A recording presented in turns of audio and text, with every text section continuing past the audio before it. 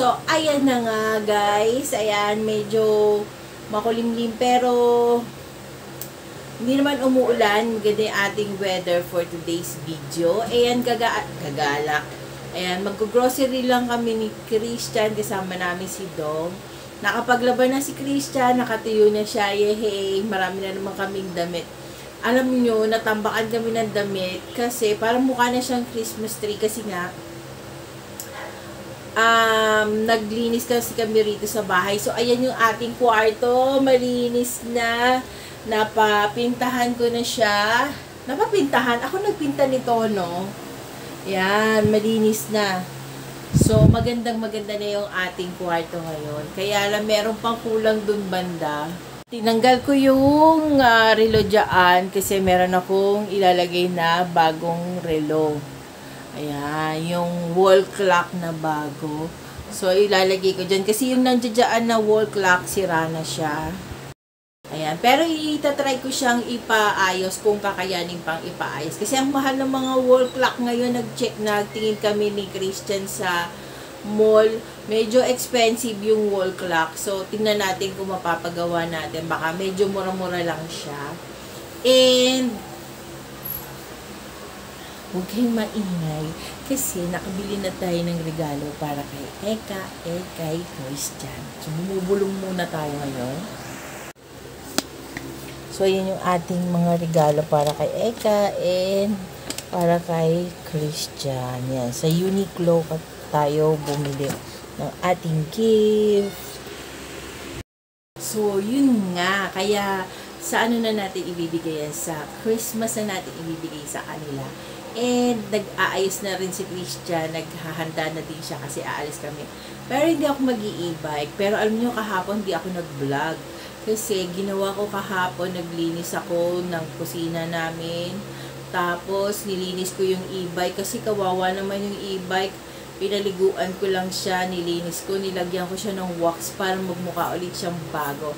So, mamaya pakita ko sa inyo yung itsura ng ating e-bike. Masayang-masaya na siya dahil fresh na siya. And then, may binili nga pala akong pampahi dun sa salamin para raw maiwasan na yung acid rain. So, let's see kung effective siya and totoo talaga siya. So, pakita ko siya sa inyo. Baba na tayo. So, tara, let's go! Yan, dumating na yung binili natin. Yung sinasabi ko sa inyo nilalagay sa windshield sa salamin ng ng e-bike. Yan. Buksan natin. So, ito yung ipapahid dun sa salamin. Yan. Ito yung pupunos dun sa salamin. Yan. Tatanggalin mo lang to. Tapos, ipapahid mo siya sa salamin. So, bukasan natin itatry yan. Tapos, ito yung watch na ilalagay natin doon sa kwarto namin. Ganito yung magiging itsura niya. Yan. Oh. Baliktad pala. Ay, sorry. Yan. Ganyan yung magiging itsura niya. Yan. So, yan yung ilalagay natin doon. Dumating na yung mga order natin. Pakita ko sa inyo yung e-bike. Yan, inayos ko na dyan. Yan. Hindi na siya makalat. Tapos, pati dito, inayos ko na. Ayan. O, diba? At saka dito, wala na nakalagay dyan. Tinanggal ko na yung mga gamit natin paninda. Yan yung ating brown rice. Yan. Maganda na siya. Diyan, ang ating e-bike. Ang kinis-kinis na naman niya. Oh. Mahihiya ang sapatos niya dyan. Oh. Ang mama, oh. Nasa e-bike na. Di tayo mag-i-e-bike, magta-try tayo. Yan, malinis na yan.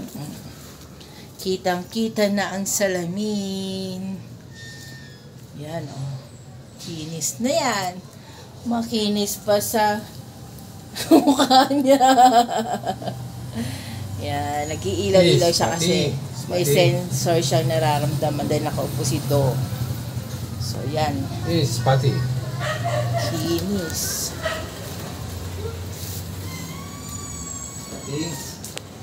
Ay, hindi mo kasama si Honey. Mamaya na lang mag-walking tayo sa gabi ha. Ganda talaga ng e-bike namin, oh. Bagong bago, oh. As in brand Brand new Lamborghini. Bye-bye!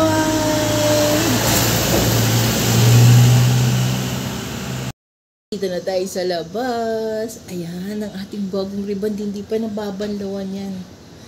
3 days daw bago banlawan. So, hayaan muna natin siya. Hindi naman niya marumi. Nasa loob lang ako ng bahay namin. Dudong. Ano naman kaya iniisip na gastos sa nito? Ano yan? Na tayo guys sa Pojul, SM Pojul.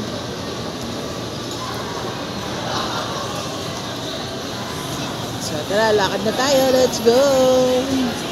Dito pala kami dinala ni Ren dati.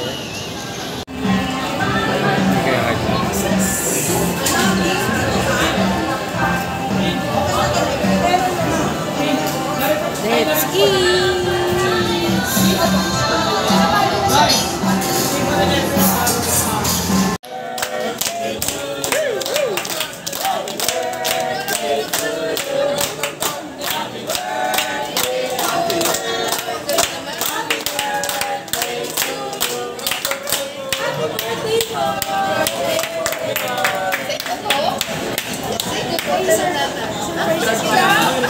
May bayan.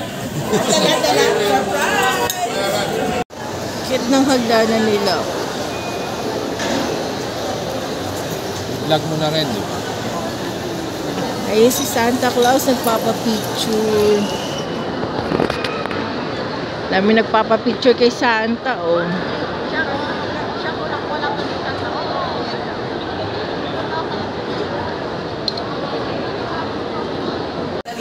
Panik tayo, guys. Kasama ko parang natin sa Rota. O sa season yung tatay niya, di ba?